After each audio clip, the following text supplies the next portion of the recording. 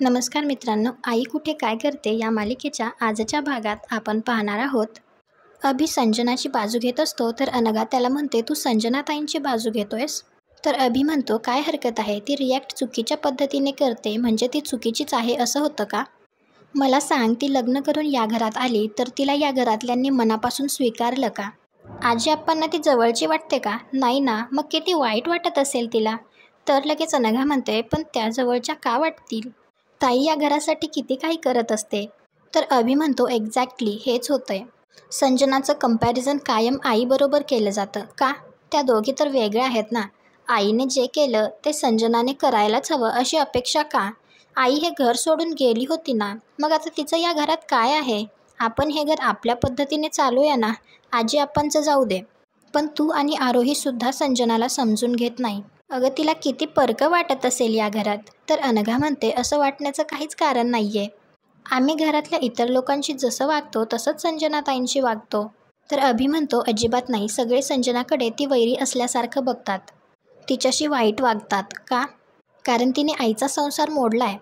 ठीक आहे ना, आता जे झालं ते झालं, मूव्ह ऑन करा ना. संजनाला प्रूव्ह करायला थोडा वेळ द्या. तर अनघा त्याला म्हणते, नाही अभि, तू किती चुकीच्या पद्धतीने विचार करतोयस. अरे ताईने तर कित्येक वेळा संजनाताईंची पाठराखण केली आहे. ताई नेहमी म्हणते, संजनाचा आदर्श डोळ्यासमोर ठेवूनच मी काम करायला घराबाहेर पडले. तिच्यासारखं वागण्याचा बोलण्याचा प्रयत्न करते. आणि हे ताईने कितीतरी वेळा स्वतः संजनाताईंना सांगितले. मग याला काय म्हणशील तू? ज्या बाईने आपला संसार मोडला त्या बाईच्या चांगल्या गुणांना ॲप्रिशिएट करणं याला खूप मोठं मन लागतं. जे ताईकडे आहे. आणि संजनाताई कायम ताईला तोंडावर पाडण्यासाठी प्रयत्न करत असते. आणि मग आजी आप्पांना तरी संजनाताई जवळच्या का वाटतील? अरे त्यांनी आजी आप्पांच्या खाण्यापिण्याचा हिशोब ठेवला होता. किती इश्यू केला तुला आठवतंय ना? हे घर बाबांच्या नावावर करण्यासाठी आप्पांच्या खोट्या सह्या केल्या. मग अशा वेळी संजनाताई आप्पा आणि आजींना जवळच्या का वाटतील? संजनाताईंचा प्रॉब्लेम काय आहे तो तुला माहिती आहे? त्यांना कोणाचंही सक्सेस बघवत नाही. आणि त्यांच्या बाबतीत जर एखादी वाईट गोष्ट घडली तर त्या इतर कोणालाच आनंदी राहू देत नाहीत. हे किती चुकीचं आहे. ताईच्या बाबतीतसुद्धा त्या किती टोकाचं वागल्या ते बघ ना. कॉम्पिटिशनच्या वेळी आणि आता रेस्टॉरंटच्या बाबतीत जे काही घडलं, कोणी सेन्सिबल माणूस असं वागेल असं वाटतंय का तुला? मला तरी असं वाटतंय की संजनाताईंनी आपणहून हे घर सोडायला हवं. पण मला माहिती आहे त्या असं काहीही करणार नाहीत.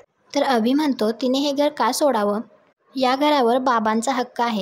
उद्या आई आप्पा कोणालाही या घरातून जा म्हणून सांगतील. म्हणून काय घरातून जायचं का? एकतर आपल्या घराचा आणि आईचा काहीही संबंध नाही आहे. आणि आप्पासुद्धा कोणाला काही म्हणू शकत नाहीत. कारण हे घर एकट्या आप्पांचं नाही आहे. या घरावर सगळ्यांचाच हक्क आहे. आणि माझासुद्धा तेवढाच हक्क आहे. अभिचं हे असं बोलणं अनघाला अजिबात आवडत नाही. ती म्हणते, अभि तू हक्काच्या गोष्टी करतोयस? तर अभि म्हणतो, मी जे आहे ते सांगतोय, तुला नाही कळणार. बाबा आणि संजना जे म्हणतात ना तेच खरं आहे. हे घर जर आपण बिल्डरला दिलं ना तर सगळ्यांचाच फायदा आहे. अनघा म्हणते, असं घर पुन्हा मिळणार आहे का? तर अभि म्हणतो, जाऊ दे, तुला कितीही सांगितलं तरी तू काही तुझं मत बदलणार नाहीस. इकडे अनिरुद्ध रेडी होत असतो, परंतु तो संजनाशी काहीच बोलत नसतो. तर संजना त्याला म्हणते, तुला बोलायचं नाही आहे का माझ्याशी अनिरुद्ध? अरे इग्नोर का करतोयस? तू मला उत्तर दे ना, बोलायचं नाही आहे का तुला माझ्याशी? तर अनिरुद्ध जरा ओरडूनच म्हणतो, काय बोलू मी तुझ्याशी? बोलण्यासारखं काही राहिलं आहे का? मी तुला किती वेळा बजावलं, असं करू नकोस, असं करू नकोस म्हणून. सगळ्यांसमोर स्वतःचा अपमान का करून घेतेस तू? तुझ्यामुळे माझी आणि त्या अभिची सुद्धा बदनामी झाली. कळत नाही का तुला? मागच्या वेळेला जे केलंस ते पुरेसं नव्हतं का? तर संजना म्हणते, नव्हतं. कारण मी किती प्रयत्न केले तरी सतत तीच जिंकते आणि मला तिला जिंकलेलं बघायचं नाही आहे. तिने माझ्या आयुष्याची वाट लावली, आता मी तिच्या आयुष्याची वाट लावणार. तर अनिरुद्ध म्हणतो, अरुंधतीने असं काहीही केलेलं नाही आहे. तर संजना म्हणते, बघ कशी जादू केली आहे तुझ्यावर. लगेच तिची साईड घेऊन तू माझ्याशी भांडायला आलास. किती वर्ष झाली मी तुझ्या आयुष्यात येऊन, पण तरीही तुझ्या मनात तिच्याबद्दल प्रेम आहेच. दुसरं लग्न करून हे घर सोडून गेली ती, पण या घरावरचा तिचा होल्ड कायम आहे. दुसरा नवरा गेल्यानंतर एखादी बाई कुठे जाईल सांग ना? एखादी बाई स्वतःच्या घरात राहील किंवा मग माहेरी जाईल. पण ही कुठे गेली? ही परत तिच्या पहिल्या नवऱ्याच्या घरी आली. का ती तुझी पाठ सोडत नाहीये? ती या घरात आलेली मला नाही आवडत. आता हे घर माझं आहे ना, मग माझं स्थान काय आहे या घरात? मी ना तुझ्यावर मनापासून प्रेम करते, पण तुझं आणि त्या अरुंधतीचं तुमच्या मुलांमुळे असलेलं नातं मला नाही आवडत. तुमच्या 26 वर्षाच्या संसारापुढे माझं 12-13 वर्षाचं प्रेम कसं फिकं पडतं रे नेहमी? कसं सगळं तिलाच मिळतं? माझे सासू सासरे ते सुद्धा सतत तिचंच गुणगान गात असतात. घरातल्या एकालाही माझ्यात काहीच दिसत नाही. का सतत मला तिच्याशी कम्पेअर केलं जातं? आमच्या दोघींच्या पर्सनॅलिटी वेगळ्या आहेत ना, मग का कळत नाही हे घरच्यांना? पण आता नाही, आता मी हे सहन करणार नाही. तिने माझ्या मुस्काटात मारली होती ना, ते मी कधीच विसरणार नाही. ती ज्या स्पीडने वर जाईल ना, तिला त्याच्या डबल स्पीडने मी खाली खेचेल. आणि मी हे करत राहणार, मी थांबणार नाही. तुला जर माझी साथ द्यायची असेल तर ठीक, नाही तर मी माझं बघून घेईल. आता मी तिला सोडणार नाही, कारण का माहिती आहे? I hate her. इकडे यश जरा बाहेर निघालेला असतो तर आप्पा त्याला म्हणतात, काय रे यश, कुठे निघालास? आज दहीहंडी आहे की काय तुमची कॉलनीमध्ये? तर यश म्हणतो, नाही ना आप्पा, आत्ता कॉलनीत मुले आहेत कुठे? शिक्षणासाठी सगळे बाहेर गेलेत, ते परत आलेच नाहीत. नोकऱ्यासुद्धा फॉरेनमध्ये करतायत. आता कॉलनीमध्ये माझ्यासारखे 1-2 जण आहेत, पण आम्ही काय दहीहंडी करणार? तर आप्पा म्हणतात, हो रे, आपल्या कॉलनीचं सगळं चैतन्यच हरवून गेलंय बघ. सगळे प्रौढ राहतात इकडे. एक आपलं घर जर सोडलं ना, सगळे म्हातारेच राहतात कॉलनीमध्ये. तर यश म्हणतो, हो ना, आपल्या घरात एवढी माणसं आहेत म्हणून आपल्याला काही वाटत नाही, पण ज्यांची मुलं जवळ नाहीत त्यांना किती एकटं वाटत असेल. तर आप्पा म्हणतात, हो रे, पण मुलांचंही आता उमेदीचं वय आहे, त्यांना तरी जाऊ नका असं कसं म्हणायचं आपण? आणि इतकी वर्ष आपल्या घरात राहिल्यानंतर चटकन कुठे जावंसही वाटत नाही रे. तुला सांगतो यश, आमच्या लाफ्टर क्लबमध्ये जेव्हा आम्ही भेटतो ना, तेव्हा हाच विषय सुरू असतो. सगळ्यांना भीती वाटते आजकाल. त्या दिवशी तर एकजण म्हणत होता, विनायका, आता बाथरूममध्ये जाण्याची सुद्धा भीती वाटते रे. आता हेच बघ ना, दिघे वहिनी अशा अंथरुणाला खेळलेल्या. दिघे बाथरूममध्ये गेला, पडला, त्याला काय झालं तर कोण ऐनवेळी धावून येणार आहे? तर यश म्हणतो, आप्पा, आपण ना आपल्या कॉलनीतल्या सिनियर सिटिझन्ससाठी काहीतरी करायला हवं. त्यांच्या सिक्युरिटीचं काहीतरी बघायला हवं. तर आरोहीसुद्धा तेथे आलेली असते. तर ती म्हणते, यश, माझी एक मैत्रीण आहे, ती ओल्ड एज होममध्ये काम करते. ती मला सांगत होती की एक कॉलनी आहे, तिथे फक्त सिनियर सिटिझन्स राहतात. म्हणजे ती जी कॉलनी आहे ना, ती फक्त त्यांच्यासाठीच बांधली गेली आहे. तर आप्पा म्हणतात, अरे वा, छान आहे की. तर आरोही म्हणते, हो, आणि वयस्कर लोकांच्या सोयीनुसारच तिथे सगळ्या सुविधा केल्यात. म्हणजे तिथे इनहाऊस एक कॅन्टीन आहे. म्हणजे जर कोणाला घरी जेवण बनवायचं नसेल किंवा बनवता येत नसेल तर अगदी रिझनेबल रेटमध्ये उत्तम जेवण मिळतं. डॉक्टर आहेत त्या कॉलनीमध्ये, दर आठवड्याला ते व्हिजिट करायला येतात. तिथली माणसं आहेत ना, ते खूप सिक्युअर्ड लाईफ जगतात. तर यश म्हणतो, अरे वा, किती भारी गोष्ट आहे ही. आप्पा, आपल्याला बाकी काही करता नाही आलं ना, तरी किमान कॉलनीमध्ये कॅमेरे तरी लावायला हवेत. तर आप्पा म्हणतात, तुझं बरोबर आहे, माझ्या डोक्यात सुद्धा हे आहेच. आता आम्ही सगळे भेटलो ना की मी हा विषय काढतो. तेवढ्यातच अरुंधती हसत हसतच तेथे धावत येते आणि ती आप्पांना सांगते की फूड कॉर्पोरेशनचं पत्र आलंय, त्यांना सगळा झालेला प्रकार समजलाय आणि त्यांनी पुन्हा रेस्टॉरंट सुरू करायला परवानगी दिली आहे. हे ऐकून तर सगळ्यांना खूप आनंद होतो. तर आप्पा म्हणतात, अरे वा, खूपच छान बातमी दिलीस. तर आरोहीसुद्धा अरुंधतीचं अभिनंदन करते. यश म्हणतो, आई, हे खरंच खूप छान झालंय, पण तरीही मला असं वाटतं की मिहिका आणि संजनाने मिळून न्यूजपेपरवर, सोशल मीडियावर तुझी जी बदनामी केली आहे त्याबद्दल त्यांनी तुझी जाहीर माफी मागायला हवी. त्यांना इतक्या सहजासहजी सोडू नकोस आई. ती संजना सुधारणार नाहीये इतक्यात. ती पुन्हा काहीतरी नव्या खुरापती काढेल. तर अरुंधती म्हणते, तू काळजी करू नकोस यश, आता मी संजनाला चांगलं ओळखलंय. ती मला पुन्हा फसवू शकणार नाही आणि मी कायम सावध राहीनच. त्यानंतर अरुंधती रेस्टॉरंटमध्ये तिची ट्रॉफी जागच्या जागी ठेवते आणि ती सगळ्यांना खूप आनंदाने सांगते की आपलं रेस्टॉरंट पुन्हा चालू होतंय. आपल्यावर झालेले सगळे आरोप खोटे ठरले. मला माहिती आहे, मधल्या काळात तुम्ही सगळेच खूप टेन्शनमध्ये होतात.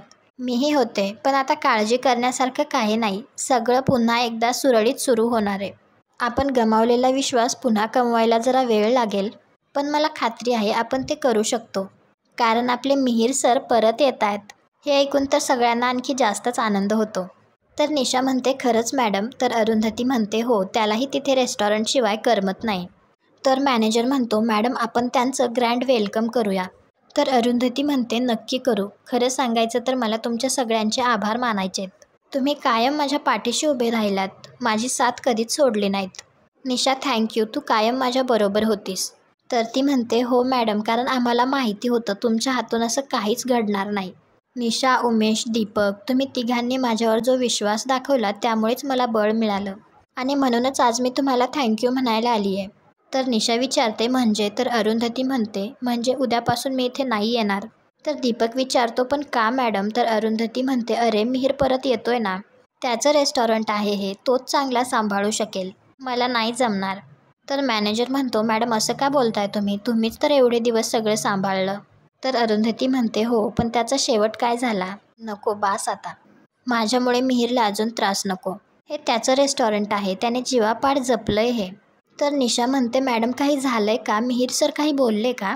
तर अरुंधती म्हणते अगं नाही ग, उलट या सगळ्या प्रकारात तर तो मला आधारच देत होता, तरीही मीच ठरवलंय मी मध्ये मध्ये येत जाईन ना तुम्हा सगळ्यांना भेटायला. नक्की येईन, तुम्हीही यायचं हां मला भेटायला. तर मॅनेजर म्हणतो हो मॅडम नक्की भेटू. तर अरुंधती म्हणते चला येते मी, आपली साथ इथपर्यंतच होती, पुढच्या वाटचालीसाठी तुम्हा सगळ्यांना खूप खूप शुभेच्छा. ती रेस्टॉरंटमध्ये सगळीकडे नजर फिरवते. दुसरीकडे समृद्धीमध्ये अनिरुद्ध बरोबर बिल्डर आलेला असतो. तर तो म्हणतो अहो देशमुख साहेब, तुम्ही सोन्याच्या खाणीमध्ये राहता, एवढा मोठा बंगला, एवढं मोठं अंगण, मुंबईसारख्या शहरात कोणाला मिळतं असं? तर अनिरुद्ध म्हणतो जागा खूपच मोठी आहे आमची आणि लोकेशनसुद्धा प्राईम आहे. तर बिल्डर म्हणतो बरं झालं मी ही जागा बघायला आलो, ॲक्च्युली संजना मॅडम खूप मागे लागल्या होत्या, म्हणलं ठीक आहे एकदा जागा बघून घ्यावी. तर अनिरुद्ध विचारतो मग काय वाटतं तुम्हाला, या जागेवर टॉवर उभा राहू शकतो ना? तर तो म्हणतो हो, चांगला 10-12 मजली टॉवर इथे उभा राहू शकतो. तर अभि म्हणतो एवढा मोठा टॉवर होईल परंतु त्यात आम्हाला काय मिळणार? तर बिल्डर म्हणतो वरचे 2 मजले तुमचे. हे ऐकून तर ईशाचे कान तृप्त झाल्यासारखेच ती वागते. तर बिल्डर म्हणतो हो आणि तुम्हाला त्यात काही पैसेसुद्धा मिळतील. बघा विचार करा, इकडे 2 लेन पलीकडे मी जस्ट एक प्रोजेक्ट कंप्लीट केला आहे, हवं तर आपण तो बघायला जाऊया. उत्तम बांधकाम आणि वेळेत प्रोजेक्ट कंप्लीशन ही आमच्या कंपनीची खासियत आहे. आमच्या कन्स्ट्रक्शन कंपनीचं खूप नाव आहे बरं का मार्केटमध्ये. तुम्हाला तर माहिती आहेच की तुमचं प्रोजेक्टसुद्धा मी 2 वर्षात कंप्लीट करून देतो. या जुन्या घरात राहण्यापेक्षा मस्त पेंट हाऊसमध्ये राहा, विचार करून कळवा मला. तर ईशा म्हणते बाबा त्यात काय विचार करायचा? तर अभिसुद्धा म्हणतो मला तरी त्यांची ऑफर बरी वाटतीये. बिल्डर म्हणतो अनिरुद्ध सर मार्केट आता खूप वर येणार आहे, बरं मी असं करतो तुम्हाला प्रत्येकाला एक एक मजला देऊन टाकतो.